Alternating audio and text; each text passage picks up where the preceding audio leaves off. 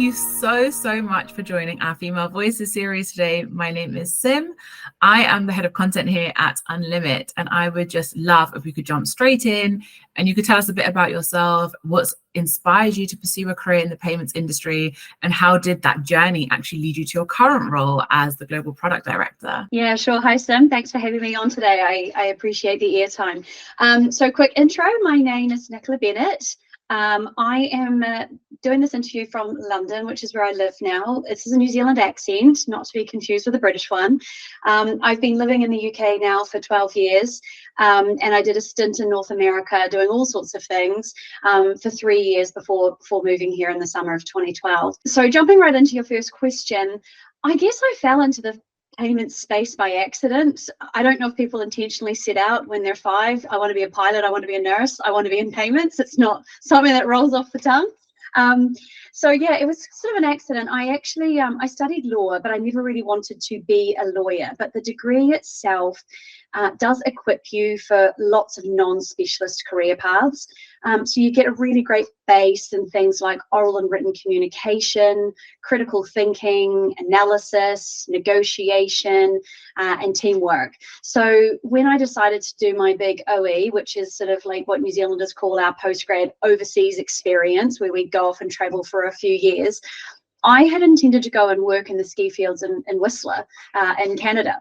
But before I sort of landed there, I was on Craigslist, which is probably telling my age when I'm looking for a job on Craigslist. And I found a job or a posting for a downtown Vancouver payments company as a compliance analyst. Now, I have no real kind of desire to work in compliance and experience in it, but, you know, my past work experience to date sort of matched the role, so I decided to apply, and I was successful, and the rest is history. I've been in the payment space ever since then, so it genuinely was kind of totally by accident. So when I started at this company called Hyperwallet, which you may or may not know, it was a 50-person startup when I joined, and I think in 2018 actually it was acquired by PayPal for like $400 million. So it was one of those, you know, startups that really did have a happy ending for the investors. So you know, as part of my job at Hyperwallet, it's 50 people, like I said. I sat back to back with the CEO, Lisa Shields. She's awesome. And then I worked across the business in the sort of compliance capacity. I sort of dabbled in sales for a bit as well. But that's where I really began to build my foundational knowledge in the payments sector. So I think I was at Hyperwallet for about 1.5 years. I still had the travel bug, and I wanted to kind of carry on and move across and see some of Europe. So I decided to move to London. I still had that thirst for travel. And I interviewed with Western Union Business Solutions through some mutual contacts at Hyperwallet. And I was lucky to kind of be successful in that role. I basically stayed in a sort of sales type role, which really didn't gel well with me before moving into, I suppose, before being approached by one of the regional product directors to say, hey, you know, you've got a bit of product experience by what you've done in the past at your old company. Would you be interested in joining product? And I sort of thought, I don't really know what product does. There's no degree for product, you know, it's not an occupation you can kind of easily describe to your friends and family. But nevertheless, I didn't love sales. And so I took the plunge. And I have been in product ever since then. So I started in a regional team at Western Union Business Solutions, which is now Convera, which is where I work today. I moved into a global role after 1 year or 2. And about 3-ish years ago, I was promoted to my current role, which is Director of Product Management. And I am one of 4 global product directors at Convera. So that is kind of the spiel. Yeah, I mean, that's really exciting. I love the fact you were really honest with me. Like, you just kind of stumble into it. And the analogy was great because it's true. I don't know any child that walks around that's like, I can't wait to go into fintech, or I can't wait to go into payments. Exactly. But it is something that definitely, like, I think many of us have sort of like tripped into, but it's been like one of the happiest falls that can possibly happen. And it's only, I feel like, when you're in it that you really realize how impactful it is, because you start to realize it is literally influencing absolutely everything that we're doing, whether as consumers, as entrepreneurs, as businesses, it's there and it's present. 100%, totally agree. And because we're in it, of course, we hear that. But when I start to sort of explain to people, like, friends and family, I was like, what do you do? And I'm like, okay, well, think about when you want to go online shopping at, like, your favorite store. Who do you think builds the website? Who do you think thinks about the interaction? Who do you think makes those mobile apps? I was like, I have a role in that. And that's the kind of the best way I can sort of describe it. But it's not something that is commonly known. People are like, oh, really? That's interesting when I do explain it.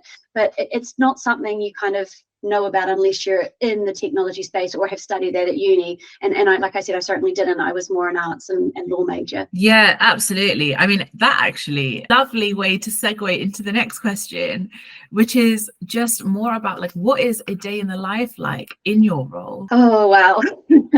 A day in the life. So I work for Convera, which is we sort of were taken over by or sold by Western Union Business Solutions about 3 years ago now, and we're undergoing a very, very aggressive and exciting modernization. And so I play a really important role in that, in terms of building some of the applications. We're sort of building a lot of what we already have from the ground up again, building it on new tech, new infrastructure.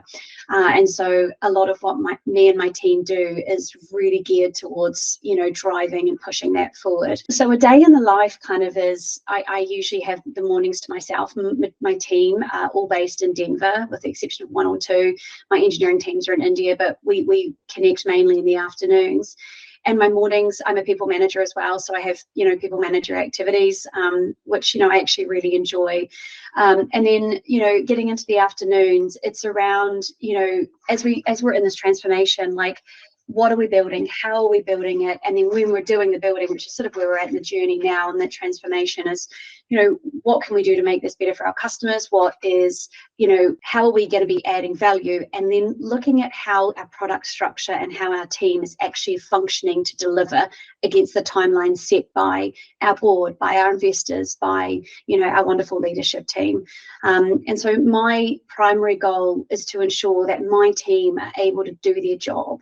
And that's by removing blockers, by being on calls to support them when we're looking at, cross-functional integrations, when we're reviewing business processes, when we're talking to customers to make sure that what it is we're building is the right thing for our customers, is the thing that they don't even know they want in the future.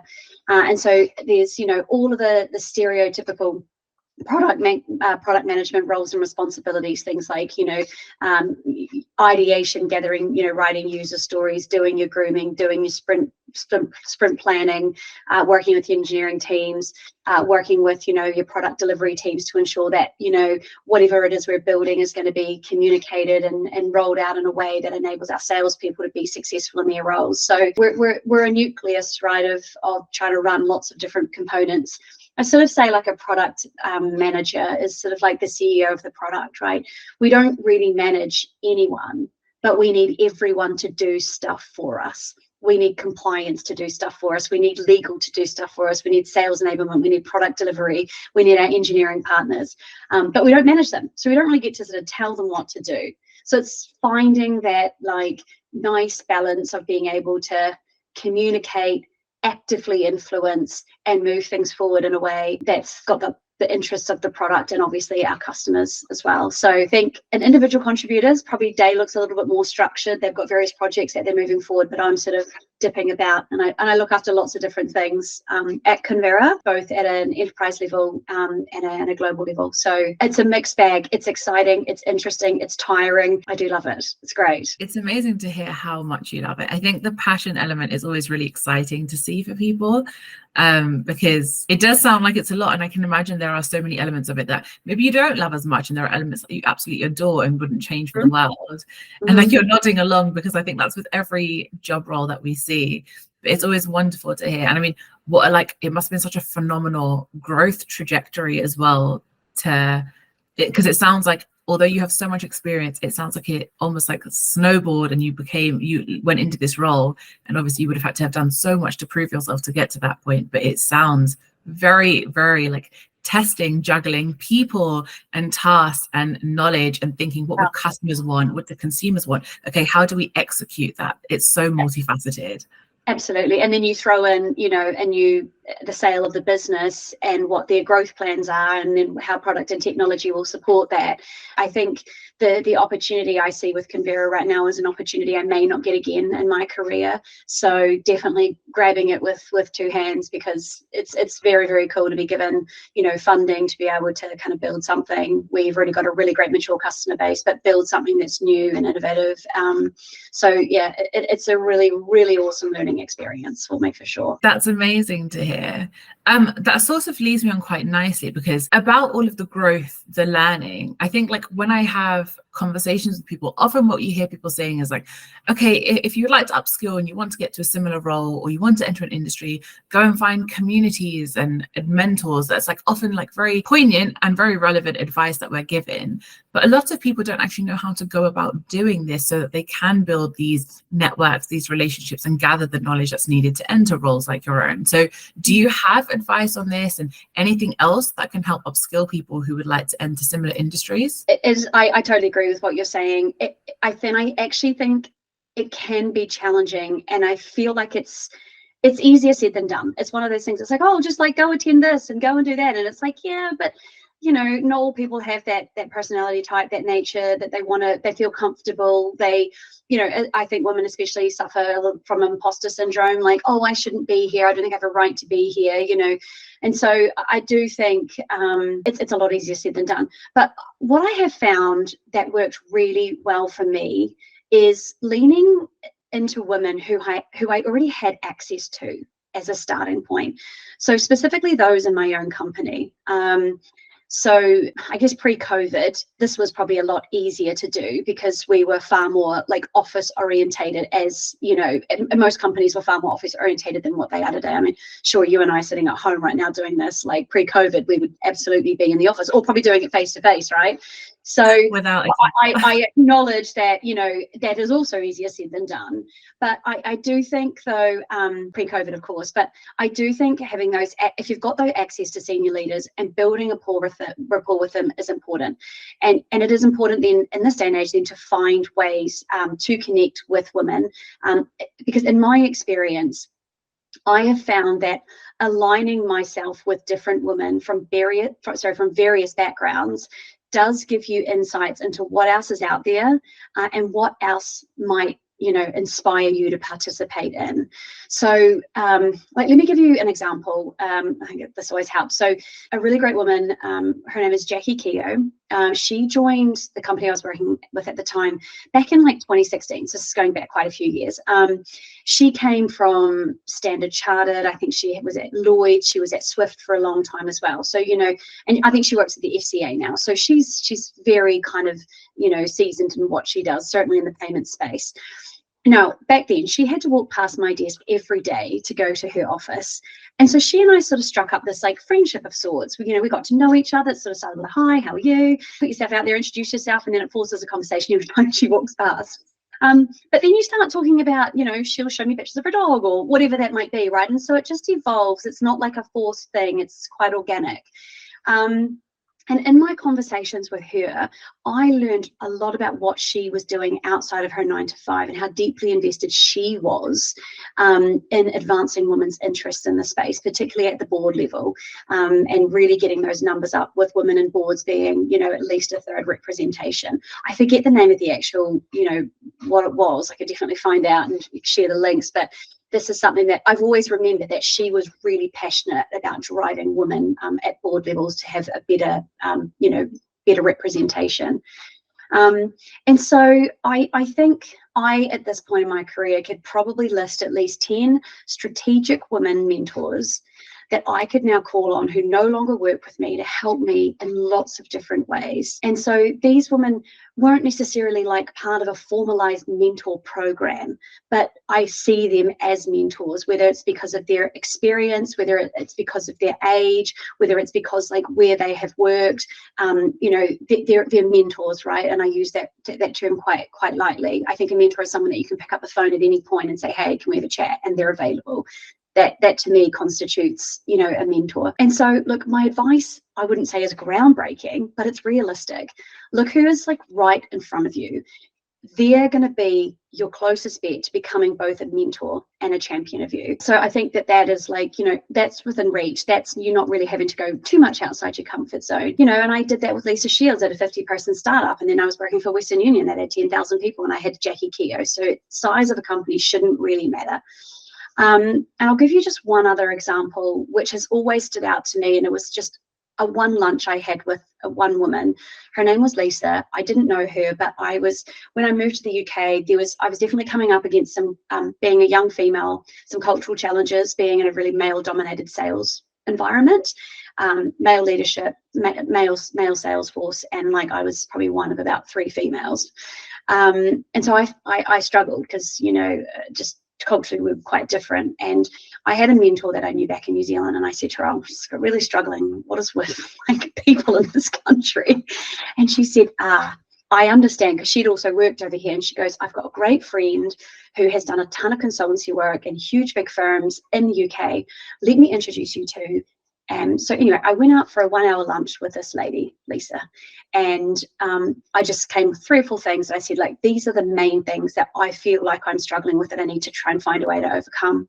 And in that one lunch break, she kind of was like, empathized with me, made me feel like, okay, what I'm thinking is actually a real thing. And then how I can then go about it, and or how, you know, how best to manage the situation. And it wasn't like deeply challenging, but it was still enough that it was causing me discomfort in the workplace, right? And so I look back and I think, you know, I had this mentor in New Zealand. It was literally a quick email being like, oh, you know, this is challenging. She was like, I know someone. That someone was Lisa. Lisa and I went out for a lunch. And again, neither of them are really, you know, true mentors, but they were able to help me overcome barriers being a female in a workforce that I was not familiar with at all. And so again, if you can get that group of women, you know, then you can call on them at different points in your career, in your personal life even as well, to really help you, you know, push you and give you some guidance.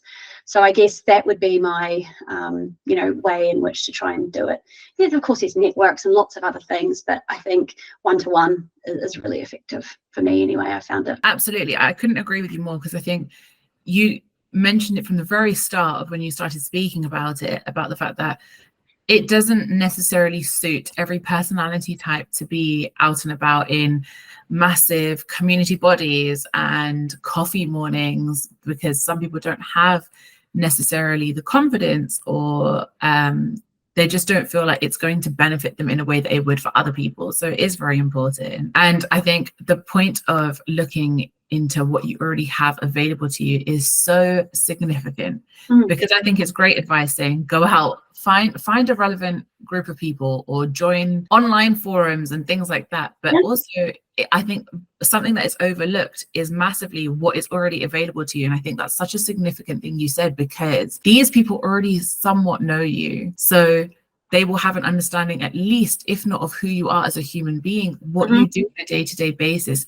even at a fundamental level. What department do you sit in? What skills is it that you're looking for? So I think that's fantastic advice. And I think sometimes stating what maybe seemed as the obvious is the most relevant and prevalent answer to a question. So thank you for sharing. Yeah, no problem at all. I mean, I don't want to tart it up any more than that, but it's worked for me, and for sure. So I just think, you know, in companies as well, there's relevance to your point. You know, if I was stuck with something, Jackie would be like, okay, well, I know at a leadership level, this is what's being discussed. So maybe you could think about doing this, right? It's just getting those little wee nuggets that do help you kind of move forward, or, you know, rethink what you may or may not be doing, right? So it's important. Should not be overlooked.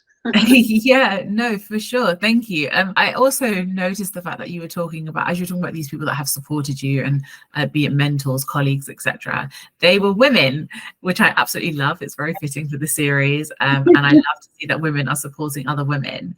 But I think that also bodes the question of, like, what impact do you see women having in the world of fintech in the next 10 years? You know, I don't know how old you would say the fintech kind of revolution or sector is, I don't know, 10, 20, 30 years. It's hard to say, right? I don't know what you'd put, but I think what's been achieved, I mean, I've been in the payment space for probably 14 years now, and what's happened in 10 years is enormous, right, in terms of progressiveness for women. There's also been, quite a bit of research published. I've worked in women's groups and things like that, so I've a little bit across some of the stuff, but there is quite a relevant McKinsey study that concluded that more women in leadership positions correlate with stronger financial returns. I mean, it's black and white, right? And then there's a venture capitalist called Cindy Padnos, and she did some research which found that women operating like venture-backed tech companies generated 12% higher annual revenues using, on average, 1/3 less capital. So for me, the impact I see women having in fintech over the next 10 years is growth for companies where there's a strong base of women in leadership and in senior manager roles. That's a pretty high-flying statement, but I sort of back it by saying, in tech, just in the world, we're replacing a lot of what humans do with technology, right? But there's still the humanity component. We still need businesses to build these products and services, to engineer, to develop, to innovate. And the humanity component is what is actually orchestrating the evolution of all of these fintechs, all these startups.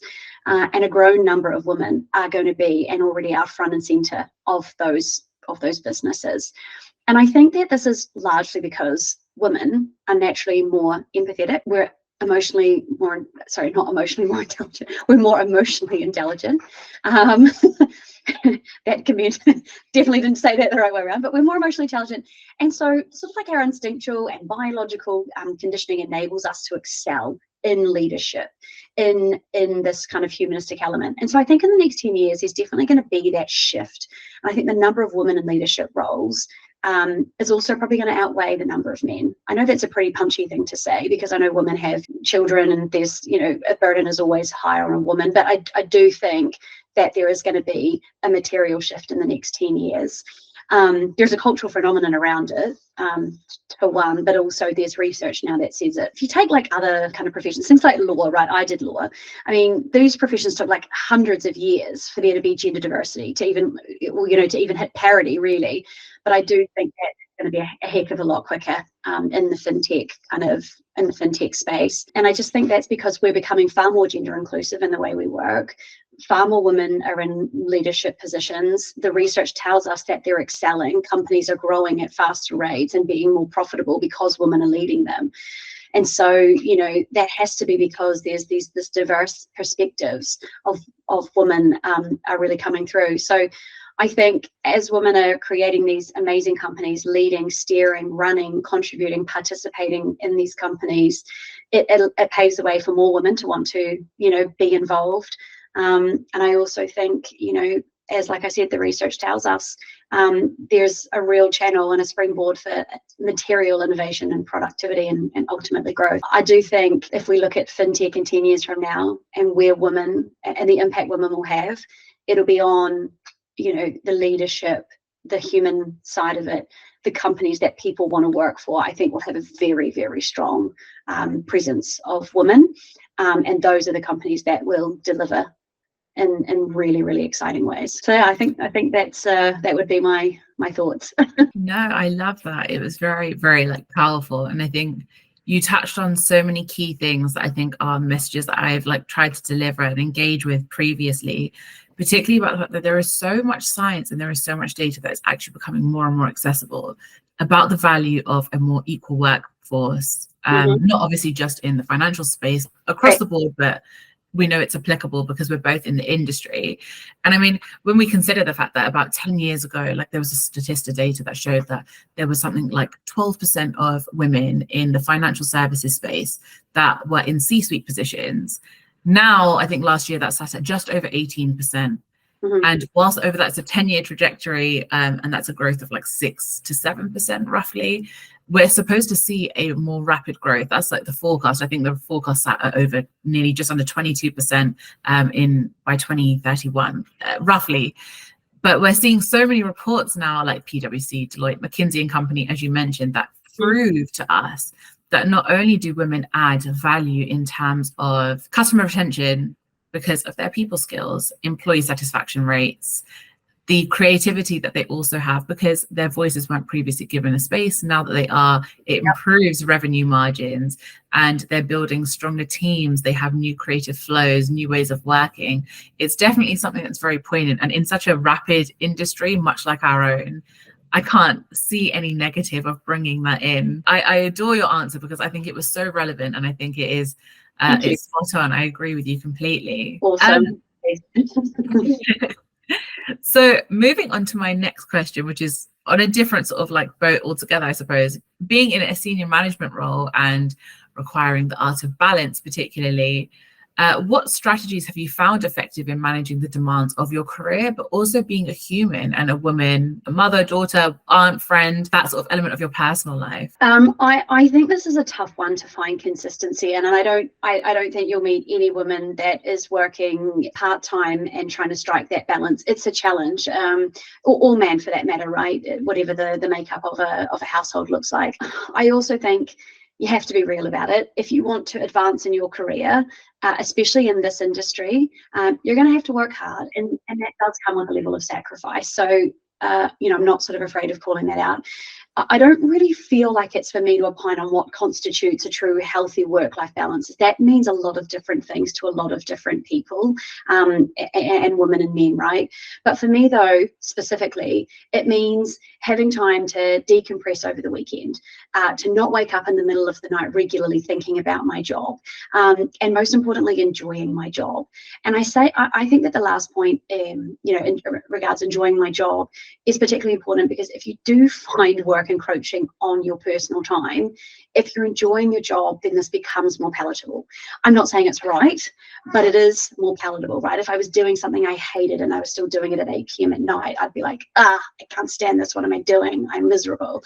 But I'm in my job, I enjoy it. And so I'm like, okay, I'd rather not be working, but it's not totally terrible. And so I think like my response is probably, a little high level, and it's certainly very, very subjective.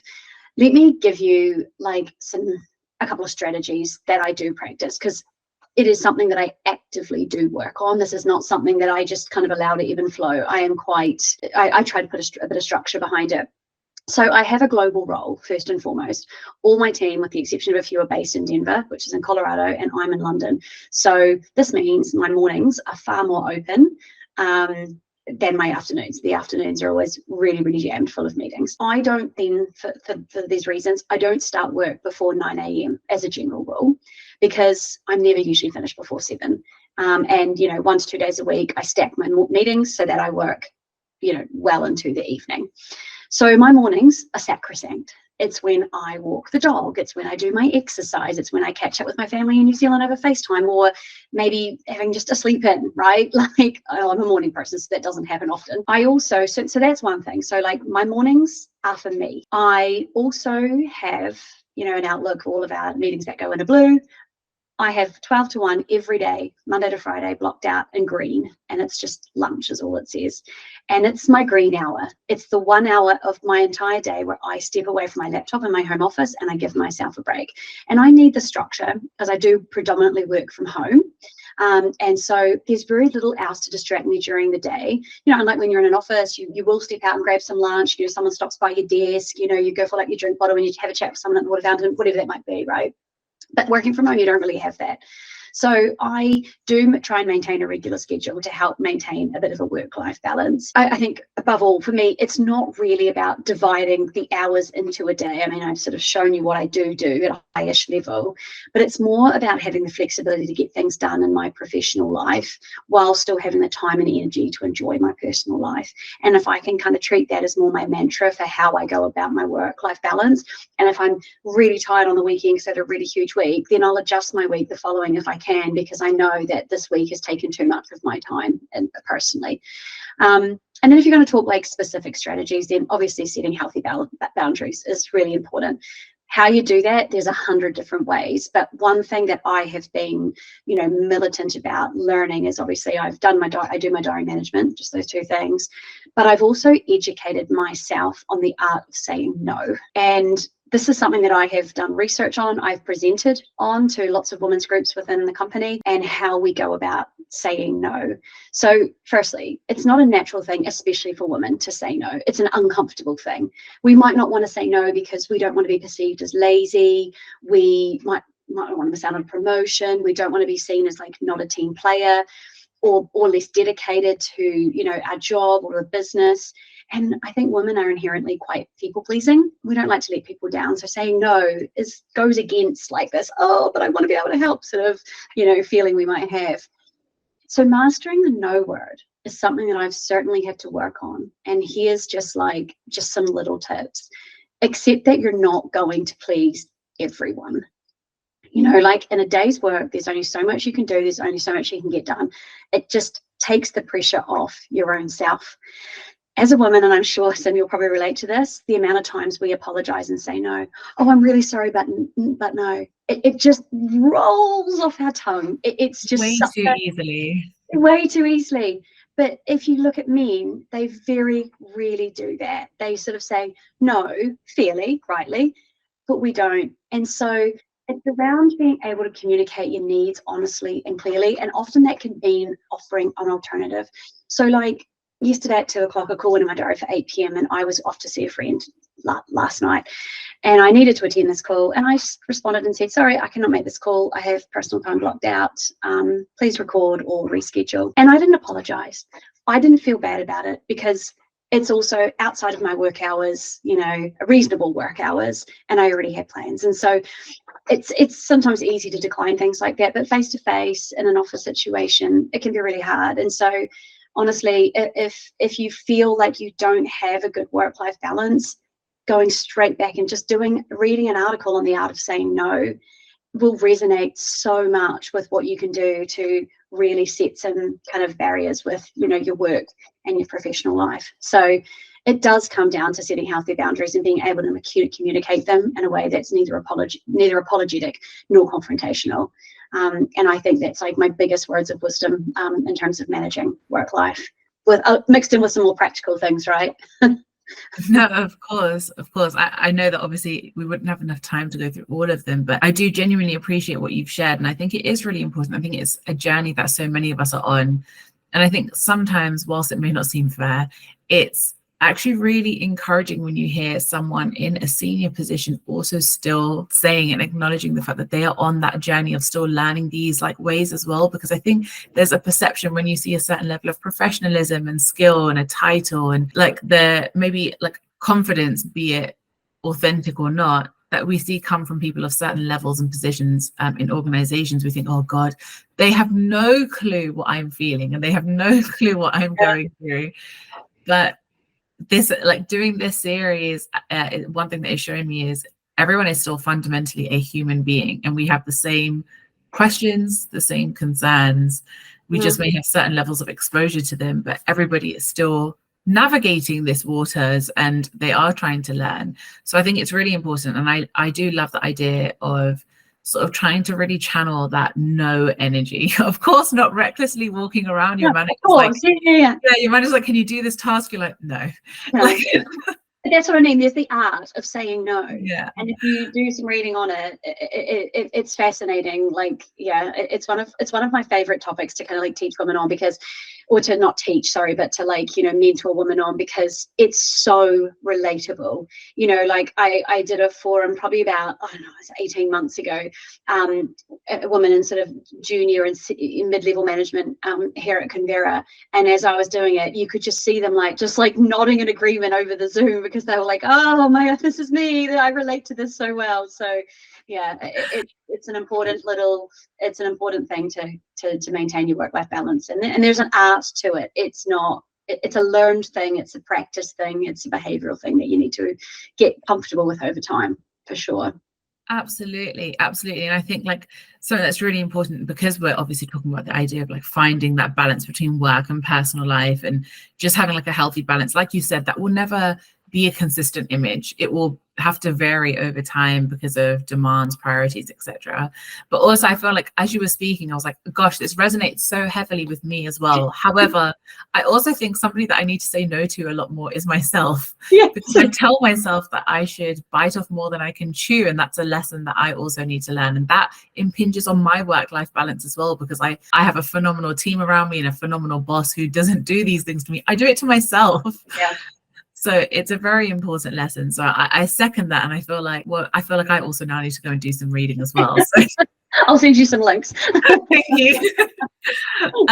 But thank you so much for sharing that. I mean, I would love to move on slightly, and it's still focusing on the position of women. But what I would love to know is also what are the trends and innovations that you foresee shaping the future of payments industries, and how can women essentially position themselves? Because we are seeing more women coming into the industry. How can they position themselves into these trends, into the future of the payments industry, to capitalize, to leverage, to get job opportunities, knowledge, etc.?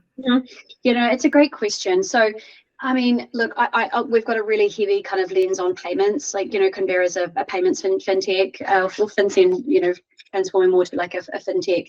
And so I would like maybe just a little focus really on some of the rapid growth around cross-border payments is probably like a trend or an innovation that's pretty front and center with what I work on.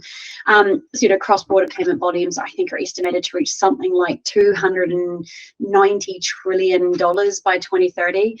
And this is, largely driven by, e-commerce, globalization, and new tech such as, blockchain, etc. The fintech sector plays, like, in my view, a really crucial role in expanding these landscapes and driving innovation, specifically in things like real-time payments for cross-border and advancements in open banking. I guess if we took that as an example, so maybe, real-time cross-border payments and open banking, as I said, it's extremely top of mind, certainly for me and for a lot of companies that deal in cross-border transactions. We're at a really kind of immature stage in the evolution of this trend. And so I would strongly encourage women, anyone listening to this, to find a way to be a part of the conversation, whether that's within their org, and pivot to being part of the innovation conversation around it. That might be in an active role, that might be an observer, that might be attending a lunch and learn, that might be joining a group where you're getting a lot of exposure to it, things like, women in payments, or, subscriptions to newsletters and things like that. Or it might just be doing some of your own independent research and reading if it's something that you're genuinely really interested in, because there's so much information out there. But whatever way you go about it, you have to be a part of the conversation and you have to insert yourself in it. You can't wait for someone to kind of pull you along, right? There's got to be a little bit of like, okay, actually, this is of interest to me. This is something that I want to participate in. And from there, the opportunities I do think are actually endless. And I think what the cool thing about certainly the real-time cross-border payments is that we're on the brink of figuring this out. It's not actually something that's probably going to be solved in the next, 6-12 months. So the innovation is really in its infancy. So it's a really great time, like the here and now, to be part of the conversation, because in years to come, you can be a part of the solution, right? And I think that's where, there's a lot of opportunity. So I think another area which I could probably say similar to that is fraud. So there are just so many advances in payments and payments tech as well, but we know fraud is just skyrocketing. Convera actually just released a kind of like a fintech 2025, key findings report, and they had a couple of sections there on fraud specifically. I only read this yesterday, and mobile fraud is skyrocketed by like 61%. 25% of companies are suffering losses exceeding €1 million due to fraud. So we know that with innovation comes opportunist, fraud. And so it's not like, if you're less on the innovation side or the product or the engineering side, there's other ways that you can still be a part of that conversation, right? And I think like getting into like fraud management, compliance, infosec, all of those are like very, very exciting areas. There's lots of government regulation coming out around it. So being like the person that building those foundations. So, in 3, 4, 5, 6 years, you're one of these lead people who consult, who can bring value to a business that's trying to figure out what they can and can't do.